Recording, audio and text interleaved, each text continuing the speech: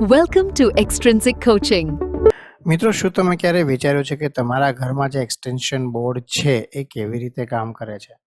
તમારા ઘરમાં જે એક્સટેન્શન બોર્ડ છે એક જ બોર્ડ છે, એક સેન્ટ્રલ ડિવાઇસ છે.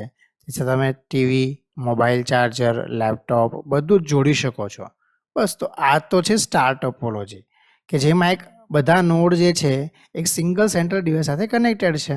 એટલે અહીંયા ઓપ્શન જે છે સી છે, સાચો જવાબ આવશે. હવે તમારે રિયલ લાઈફ એક્ઝામ્પલથી સમજવું હોય તો તમે એને સાયકલના પૈડા સાથે સરખાવી શકો. હવે સાયકલના જે પૈડા છે, વ્હીલચેરનું તમે ઉદાહરણ લ્યો તો એમાં શું હોય? વચ્ચે ધરી હોય, બરાબર છે, અને એની આસપાસ શું હોય?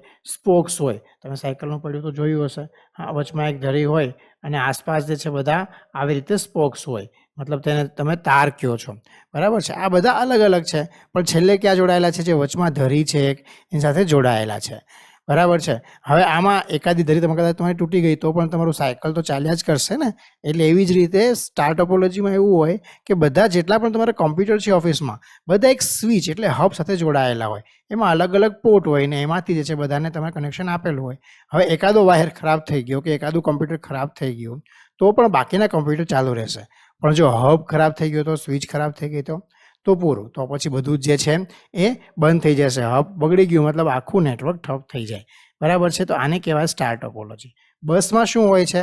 બસમાં એક લાંબો વાયર હોય છે, જેમાં તમારે જે જ્યાંથી કનેક્ટ કરવું હોય ત્યાં કનેક્ટ કરી લો. આને બસ ટોપોલોજી કહેવાય.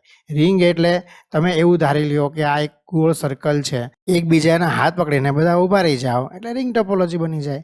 અને મેશ ટોપોલોજી એટલે તમે જો કરોળિયાનું ઝાડું, હા, જેમાં જેટલા પણ ડિવાઇસ છે બધા એકબીજા સાથે કનેક્ટેડ છે. જેટલા પણ ડિવાઇસ અંદર હોય એ બધા એકબીજા સાથે કનેક્ટેડ હોય કોઈના કોઈ કનેક્શનથી, તો એને મેશ ટોપોલોજી કહેવામાં આવે છે. જ્યાં પણ એક સેન્ટ્રલ ડિવાઇસની વાત આવે ત્યાં હંમેશા સ્ટાર ટોપોલોજી આવે મિત્રો. તો અહીંયા આગળ જે છે સાચો આન્સર સ્ટાર ટોપોલોજી આવશે. સમજાઈ ગયું ને? તો ચેનલને ફટાફટ સબસ્ક્રાઇબ કરજો, વિડીયોને લાઇક કરજો અને મિત્રો સાથે શેર કરવાનું ભૂલતા નહીં. ધન્યવાદ.